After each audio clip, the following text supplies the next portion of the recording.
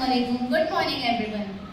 सन्माननीय व्यासपीठ, आदरणीय मान्यवर, वंदनीय गुरुजनवर आणि इथे जमलेला माझा बालमित्र, मी खान मान्यांनी इयत्ता 10वी आज तुम्हा सर्वांना या प्रजासत्ताक दिनाच्या खूप खूप शुभेच्छा देते. तिरंगा आहे मान आमचा, तिरंगा आहे सन्मान आमचा. मान वंदना देऊ त्याला आज प्रजासत्ताक दिनाला, आज प्रजासत्ताक दिनाला. आजचा दिवस आपल्या सर्वांसाठी खूप महत्त्वाचा आहे, कारण आजचा दिन आपला देश प्रजासत्ताक झाला होता. म्हणूनच आम्ही हा दिन प्रजासत्ताक दिन किंवा गणराज्य दिन म्हणून साजरा करतो.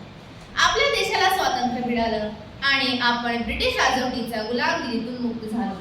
स्वातंत्र्य, समता व न्याय देणाऱ्याशिवाय माणसाला माणुसकी जगण्याचा हक्क देणारी राजवट सुरू झाली. या सर्वांचा पाया होता भारताची राज्यघटनाला नवा आकार, नवी दिशा देणाऱ्या घटनेची निर्मिती. हा आपल्या देशासमोर मोठा आव्हान होता. शेवटी ही जबाबदारी भारतरत्न भीमराव आंबेडकर यावरून सोपवण्यात आली आणि त्यांनी 2 वर्ष 11 महिने व 18 दिवसात संविधान लिहिण्याचं काम पूर्ण केले. 26 जानेवारी 1950 दिवशीला संविधानाची अंमलबजावणी झाली आणि त्यांनी म्हणूनच आम्ही हा दिन प्रजासत्ताक दिन म्हणून साजरा करतो. संविधान आहे म्हणूनच आज आपण वेगवेगळे जाती धर्माचे लोक सुख समाधानाने एकत्र राहतात. म्हणूनच म्हणजे चला करूया संविधानाचा आदर, ज्यांनी दिल्या आपणास जगण्या शिकण्याचा अधिकार, जगण्या शिकण्याचा अधिकार.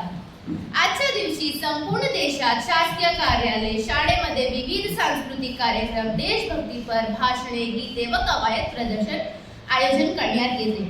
आपला देश खूप सुंदर आहे, जिथे अनेक भाषा बोलणारे व विविध संस्कृतीचे लोक सुख समाधानाने एकत्र राहतात. चला तर सर्वांनी मिळून आपल्या देशाला आणखी बलवान व समृद्ध बनवायचे आहे. प्रत्येकाने संविधानाने दिलेल्या नियमानुसार वागले पाहिजे. चला तर एकत्र येऊन काम करू आणि भारत देशाची प्रगतीसाठी प्रयत्न करू.